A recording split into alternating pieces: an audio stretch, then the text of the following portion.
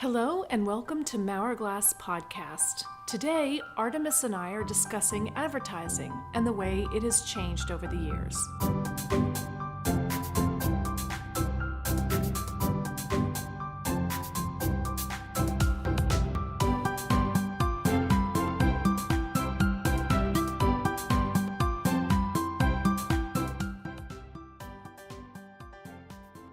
As most of you will recall, I am quite a bit older than Artimus, so my history goes back further. And my first memories of advertising were on television, mostly on television, and then later a little bit in magazine ads. Magazine advertising was almost as important as the magazine itself a lot of times.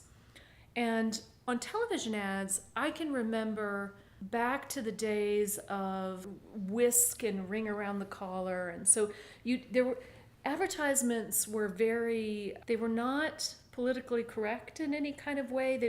They different places caught a lot of flack eventually for what was clearly misogynistic behavior. So you won't remember these ads, but there would be, say, a kid would make a mess, or a man would make a mess, and they would look at the woman. The camera would turn to the woman, and what are you going to do about it? And she'd say, I'm going to shout it out, which was a laundry or the ring around the collar thing with whisk was the man would come home, or he'd be at work, and there was a ring around his collar from the neck, from a dirty neck, and everybody would turn and look shamefully at the woman. Oh my God. Because she didn't use whisk on the ring around the collar. So it was mostly product advertising, and they were very specific about who they were advertising to. That's how advertising really started. You were watching television, you did not have the option of recording, and there were only 3 or 4 channels, and you just sat through the ad pretty much. I mean, you might get up and you knew that was your break. That's when, if you needed to go to the restroom or go make a Pop-Tart or something, that's when you did it. It seemed like it was more official. The roles I've seen during that time was you would know that the commercials were about to start. It was like, now it's time for a word from our sponsors. It was fairly transparent in that, these are the people paying for the show. This is what's going on. Yeah, it wasn't even fairly transparent. It was very transparent. Mm-hmm. And people did look to the ads, and they were interested in what was new, and they were feeling like they were finding out information still that way. I mean, if you look further back, my grandmother and my mother, I guess, were the first to be advertised to on television. And a lot of the ads, television came about at the same time when things were getting a little more automatic, and the woman, for the most part, still stayed at home, but she did have more leisure time. And so what the soap companies did was they convinced women that the way that they had been cleaning wasn't good enough. So they were cleaning with things like vinegar and lemon juice and salt and maybe alcohol, and the different things that they would use. And what these companies did was convince them that wasn't really clean enough, and that they needed these new chemicals and these new scents and these new things, and that's kind of how they were being advertised too.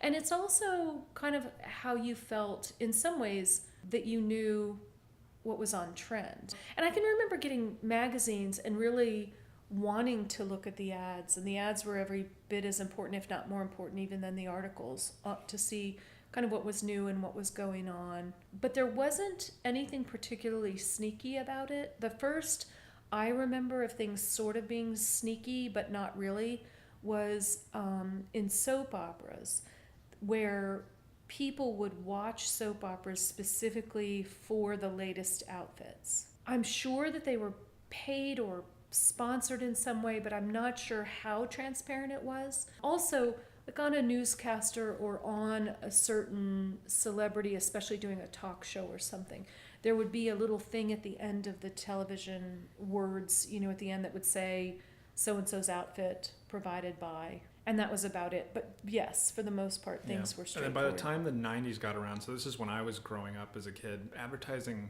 went through this really strange gold rush because they figured out two things. One is that in the past they had mostly focused on marketing to adults. These are the ones that have the money, et cetera, et cetera. But when millennials in the group right before the millennials started growing up, they figured out, oh, this is a generation with disposable income. We do have pressure from FCC to not directly market in a harmful way.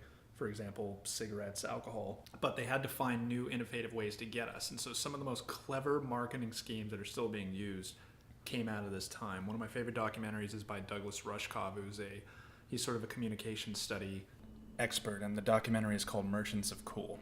It's just about MTV and how they developed in the 90s to sort of market to us. And it's this brilliant sort of cycle where they would bring in a group of kids and they would ask them, what's cool? Here's a bunch of logos, circle the ones that are cool. What clothes are you guys wearing? What do you guys like? And so they would do that, and then they would immediately, in the next season, start using that stuff in their programming. Their actors and actresses would start wearing those clothes. They would start playing more of those musicians. They would start playing more of those songs. But then what ended up happening was there was this weird feedback loop where they would do this, every couple of months, and what they were getting told by the kids were what the kids were learning from the show. Mm-hmm. So then 6 months later, they'd say, oh, now we like this and this and this, mostly because MTV played it. So it became this synthetic culture that over the years didn't really describe anybody. It was just this sort of conglomerate of feedback loop from marketing. It was really interesting, and what it did is it showed some of the weird ways that marketing worked. For instance, there'd be some new indie band that everybody liked. I think the example they used was Insane Clown Posse, this paint-faced rap group that was very you had to know about them, and it had a very succinct culture, and everyone liked them because they weren't mainstream. Well, record producers got a hold of them, and then they started playing their stuff more on MTV.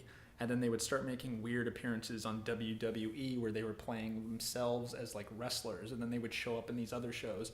And what looked from the outside to be a coincidence, it was all of these companies are owned by the same parent company, Viacom, and they were taking them and putting them in places that they knew they could just sort of create a bigger brand image for them. So it was weird to see how it went from just, hey, let's play their song on the radio to, mm-hmm. okay, we're going to have them on Monday Night Wrestling so that people who don't listen to rap but watch wrestling learn about them. And then when they turn on MTV, they see them have their music video up there, and then they suddenly feel that they're really popular. So then they start listening to them because they don't want to be outside, and then everybody knows about them just because of that feeling. It's interesting. So it's sort of where promotion kind of meets advertising. Yeah. That's kind of the beginnings of that. Because the other thing that was happening, and I think it was the 90s or the early 2000s, so remember that, and I think it was driven by the fact that now you could record something and you could fast forward. We could, even though it was on VHS, we could record a TV show and we would start fast forwarding through it. And there was this big debate over whether this was really even legal. When we first got VHS tapes, you couldn't record onto them. You could only play them. And once you could start recording and fast forwarding through the commercials, of course, the TV networks, everybody started to panic because the commercials are what's paying for everything, and now people can skip through them. And DVR and all of that has made it even worse. And so what they started doing was advertising within the show, but they weren't being clear about it. Mm-hmm. So if somebody had any kind of product, if they had a drink or a computer, if you could see what it was, mm-hmm. that was actually paid advertising, but it wasn't transparent. And while all this is going on, there's also these medium shifts, like going from TV to we can now record things on VCR to ideas like TiVo and then the internet. It actually starts affecting the medium itself. In the older days of film, you would usually have, in the same way in an orchestra, you would have an overture, a beginning song that would sort of set the tone for it. You would have the opening title sequences that would take 5-10 minutes of, directed by this person, written by this person. And then as TV starts coming along, we start seeing things like the movie is starting, but the opening credits are fading on the screen. Like as plot is happening, you're seeing the name of people working on it. And that exact same innovation starts happening, like you're talking about in advertising, where they have to find ways to put it in the actual message or they're not going to get across. Yeah, and then the more interesting, and the funny thing is, in the same way that MTV was doing that in the 90s, it's not like that went away. Like you can still see that today at a larger scale. Like if you think of the if you think of what happens every time a new huge movie comes out, none of it's by coincidence. When you go into a grocery store and you see those magazines in the aisle, and you're like, oh wow, they got an exclusive talk with this famous actor who's in this movie. Like, they must really care about this movie. It's no, the same company that owns the movie production house owns that magazine. They're putting that article in there so that, one, you'll buy the magazine, and two, you'll be aware of the movie. They're charging you to advertise to you. It's not an exclusive first look. It's a direct message of advertising to you. And then you'll see that same actor, coincidentally, that same week on every night show that week. It's not by coincidence. The people that run the show either have the same parent company that's making the movie, or they don't, but it benefits them because the people who care about it are going to be watching. So again, it's using the advertising to advertise. It's fun and it's enjoyable, and we still like seeing these interviews and stuff like that, but none of it's by accident. It's not that they care about these movies. They do, but it's because they're all sort of owned by the same people. Well, and a lot of times the only time that the actor will talk is when they are promoting something, and it's part of their contract, I'm sure, that when a movie comes out, they have to go and promote it. A lot of them don't like doing it either, and some of them do, and they enjoy playing the silly games with the late night hosts and stuff like that, but a lot of it is in their contract. Once this movie is done, you need to go on tour for about 2 weeks and show up on these shows, and it's directly advertising not only you, but the movie that you're in. And then that actor can be advertising other products. Sometimes you understand that and sometimes you don't, and then in the film sometimes you understand that and sometimes you don't. And then you go to the movies, and then the trailers you're seeing at the beginning of the film, which is another good example of advertising changing. The reason it's called a trailer is it used to be at the end of the movie, but then they found people were actually leaving right when the movie ended. So they moved them to the beginning, and they're still called trailers, even though they don't happen at the trail end of the movie. Right. You go to the movie that you just saw the advertisement for, and you see 7 or 8 trailers for other movies, some of which made by the same production company, of movies coming down the end. So it just continues the cycle of... I was never irritated by those, because unless it goes too long. The previews, obviously I'm a movie-going person. I'd like to know what's coming out. I'm not irritated by that. What irritates me is when they start advertising sodas and different things that I feel like I'm going to a movie. I don't want to see ads. I get irritated when I sit in there and it's a 7-Up commercial. I feel cheated by that. Like I just feel like I'm being held hostage and I don't like it. It's another one of those horrible symptoms of that law we talked about before, where the movie companies could no longer own their own theaters. The theater is its own company, and the people that make movies is another company, and the only way that the theater makes money is from concessions. So it's like an onion. The first layer of ads you see is for the theater, where, advertise here, drink this soda, remember to go to concessions, and then after that you get to the second layer, which is, okay, these are the ads that the movie company wants you to see. Yeah, I think I mentioned to you before, I remember being little and watching a movie, and I'd go, whoa, Dad, why did it have a desert? He was like, there's no desert. There is a desert. There it is again. And he couldn't see it, but what they used to do in the movies to make you thirsty, they would do this subliminal advertising, and they would flash a desert. And the idea was it would make you thirsty, and you'd get up and you'd go get a drink, and you weren't sure why. But I could actually see the desert. Right. I would see it flash, and I could draw exactly what I saw. And he went and he just thought I was making it up, or he just wasn't seeing what I was seeing. And we later learned that in fact was true, and that became illegal. That's funny. That's one of the things we were talking about in film school. Was we had this one section we were trying to brainstorm ideas that you could really make 3D movies without them being 3D. And one of the ideas that was floated around was this concept of, if you go to see a movie that's in the desert and it's a very dry movie, why not make it just slightly less humid in the theater, or make it just a couple of degrees too warm? It's hard to get immersed into a movie where the guy's like, he wants nothing more than a drink of water, and you're sitting there with this 80,000 ounce cup. You can't really, you don't feel under the a blanket, same way. right? Freezing in the theater, yeah. Right? So that was one of the ideas, but that could also be used, in a bad way too, where it's, if you make it super humid, people might get a little thirstier. Then you just flash a couple of images of drinks of desert, getting them really amped up for it, So it can be used bad every single time. And today things have changed even more, because not only are there not the 4 television channels where you can pay a certain amount and be sure a good percentage of the population will see your advertisement.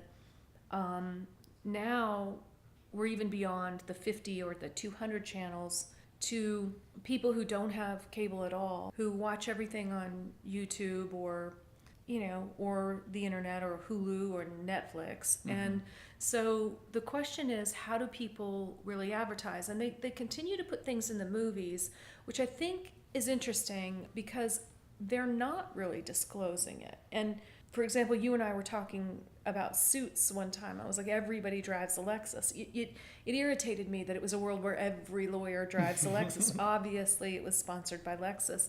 It was advertising that had infiltrated the show to the point of making the show unrealistic. Not every law firm, every lawyer in that firm would have driven a Lexus. Right. But now what you have is a lot of different influencers. So it's beyond even commercial entertainment, but individual people entertaining either on Instagram or on YouTube, and they have been selling things and weren't disclosing. And the FCC stepped in and said, no, you've got to actually state that this is a sponsored ad. You have to state whether you were provided the product for free, whether you were paid for this, whether you're getting money in any way for it. People understand to some degree that in order for this person to make a living, they're not making a living on the YouTube channel itself. They have to make a living on what you're buying from it or what they're advertising. I think it's been good that they do disclose, and I think that people actually have become more honest in that way, and then it's all been made okay. And it's branched off to, there's, the way that I see it, there are now two styles of advertising now, and they're both just as effective. So there's the first one where, like you're talking about, it has to be so immersive that it's nearly invisible. So a lot of people would notice, for instance, in Suits that they're driving a lot of, like everyone's got a Lexus. There are a lot of people who would sort of know that something's a little off, but they wouldn't really recognize it. Or, they would know it. And then there's the other type, which is the type that see that and they know, okay, well, someone had to pay for this show. I mean, shows are expensive. So, oh, look who they got. They got Lexus to do it. Now, the interesting part about that is a lot of companies are rolling with that. That entire Super Bowl Doritos commercial competition, Doritos doesn't actually, not that they don't care about people. What I'm saying is that their goal when they sit in their boardroom is not, let's go find the next best filmmaker. That's not where their interest lies. Their interest is in selling Doritos. So they come up with this competition, which has now become more of a regional ad agency competition now, where people try to make their best Doritos commercial. The winners get played at Super Bowl ad and this whole thing. And it's that second style of transparent advertising. So, and what we as people who are watching it think is, oh, well, this advertisement's not working on me because I know it's an advertisement. That's the game. Like in the last 45 seconds, I've said the word Doritos about 5 or 6 times. That's all that matters. So that whole transparent, and you'll see that on Twitter. Like we were talking about how Wendy's always goes at McDonald's, and we think of it as like, oh, this company's being really cute and attacking this company. And the important part is that just now I just mentioned Wendy's because I'm thinking about what they just did. That's the important part of the message. So it's transparent, but it's not. It's working. There's no difference between the two. Right. It's been interesting. I think the master at a lot of this has been Disney, because every Disney movie is an advertisement, the whole entire thing. As much as they make on the movies, they make even more on merchandising. So, and a lot of the movies have done this, Star Wars, I'm sure lots and lots of different ones, where the whole thing is an advertisement to get you to buy the merch. It's getting really meta now. What's happening now is you'll have a new Star Wars movie come out. And of course, they already know who the characters are because it's not like they wrote the script because it's perfect for the plot. The executives meet with the director and they say, all right, we need to sell at least 3 or 4 new characters. One of them needs to be sort of like Chewbacca, for the kids, like sort of an animalistic thing, like maybe a cute little version of it. And we need a new R2-D2. He was a huge sell for us. We need a new one because obviously everyone's seen R2-D2.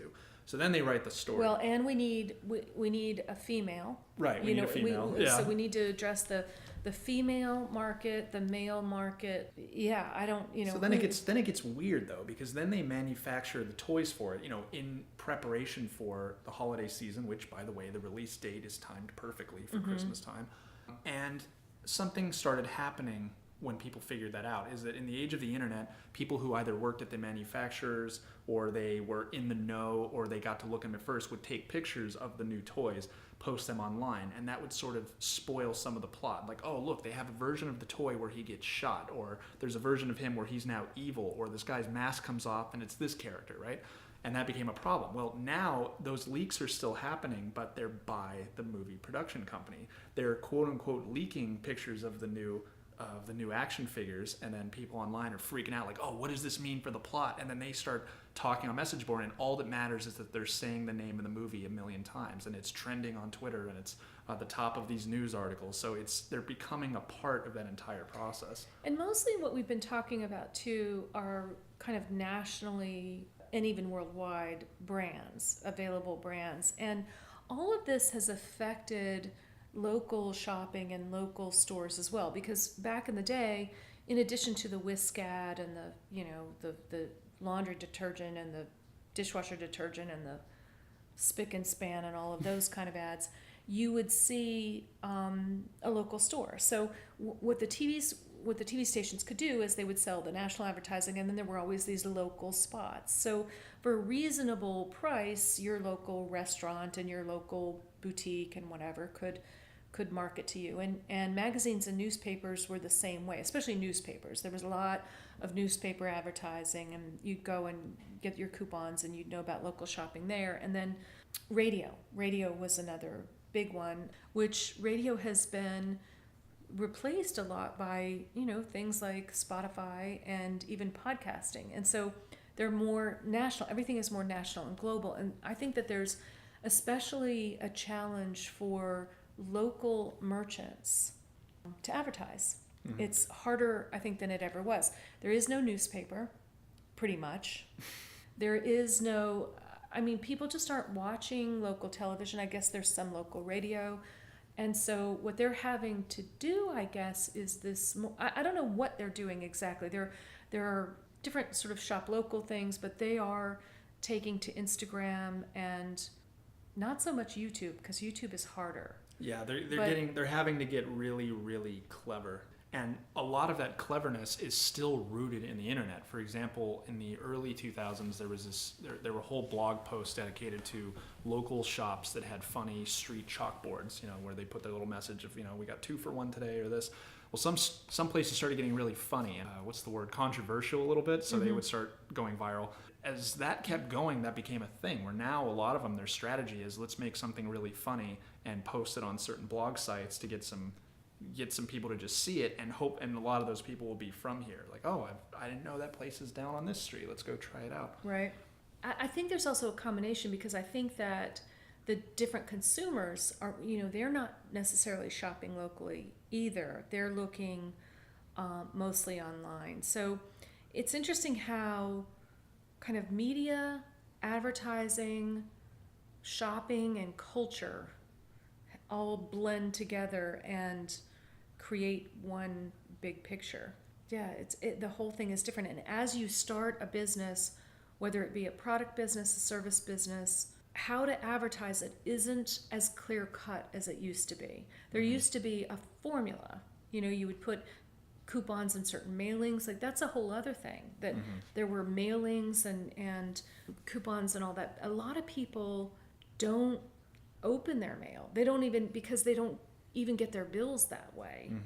And some of the concepts we were talking, I remember at some point we were looking at retail locations, and the phrase that I kept hearing, and I had heard it before, but understand that I've been alive in the time of the internet longer than I was alive for the time without internet. And one of the phrases I kept hearing was foot traffic. That phrase, although it sounds so obvious and simple, it always tilted my head a little bit. Like, foot traffic, that's not a dimension I had thought of, because I've always been raised in this idea of the geographic location of a business hasn't been as important for my shopping experience as it has before the internet. There was also, drive-by traffic. I don't know what they called it exactly, but my father had a chain of tune-up stores in Alaska. This was post-military career. And when he would pick a location, it had to do with the drive-by traffic. And they would be certified by somebody who would sit out there and time the traffic and write it all down. None of that matters as much.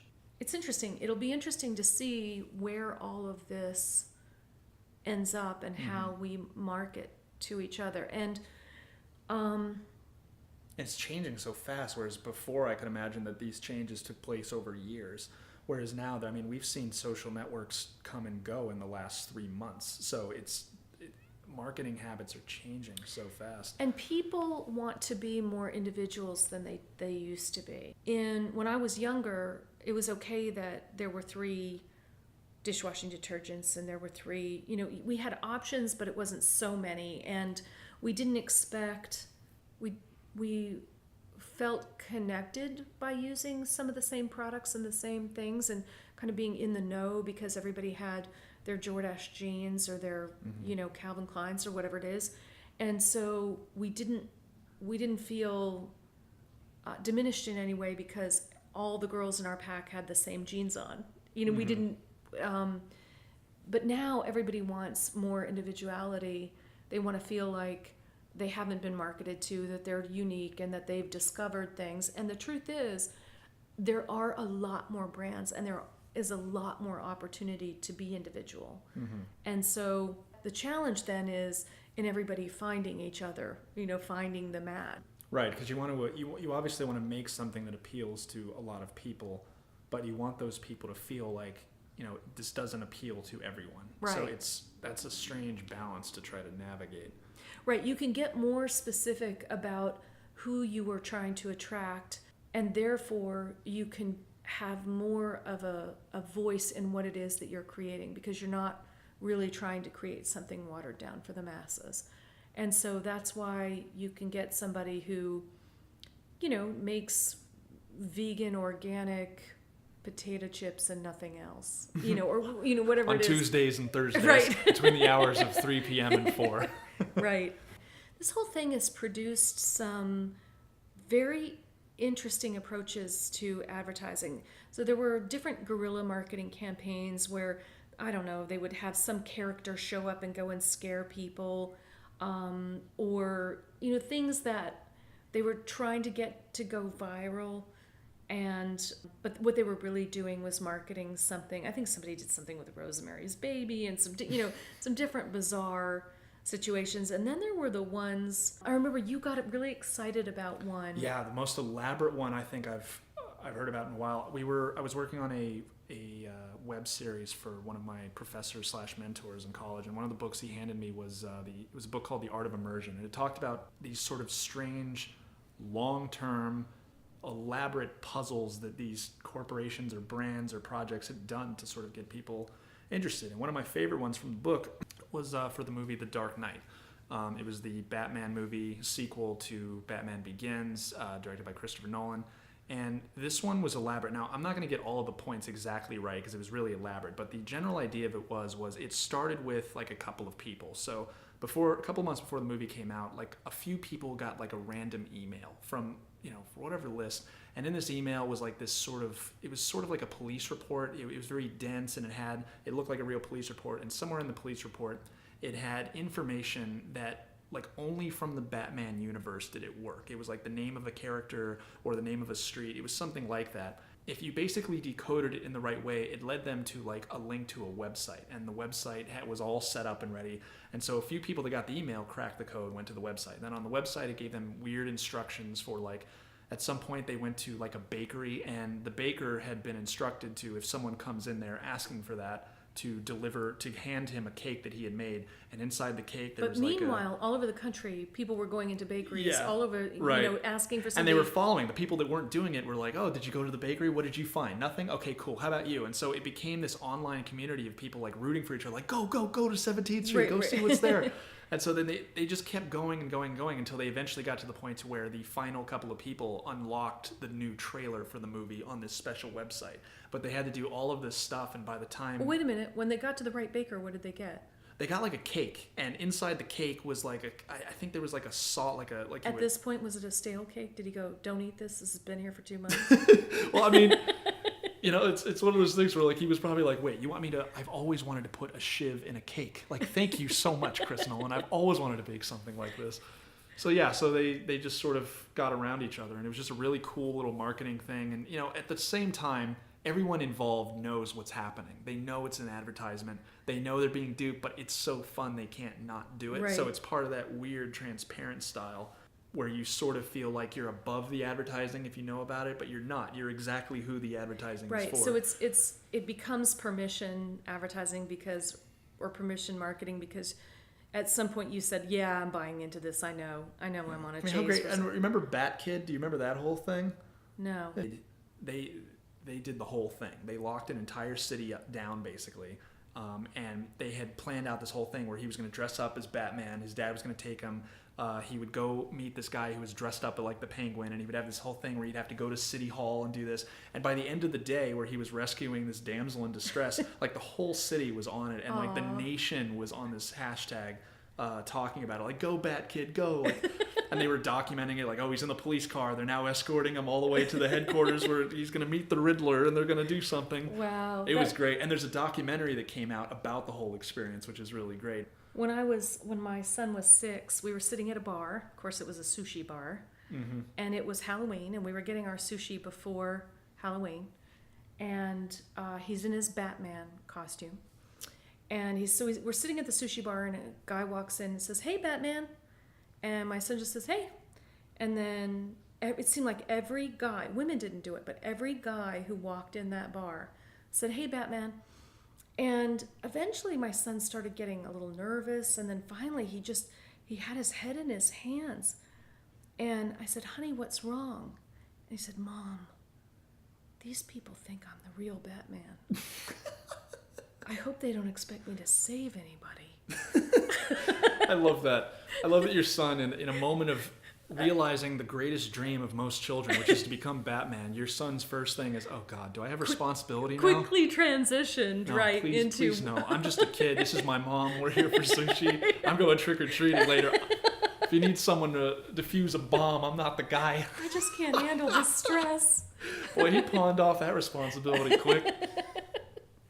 He was shouldering it. It just was troubling to him. Yeah. Well, from what I hear, he's actually like he's a heroic kind of guy. Like, he'll save you. But I guess he drew the line at being expected to grapple off of a building. Right. So somehow we got from advertising to sitting at a sushi bar on Halloween Day. Yep. This podcast was brought to you by Timothy's Sushi. Right.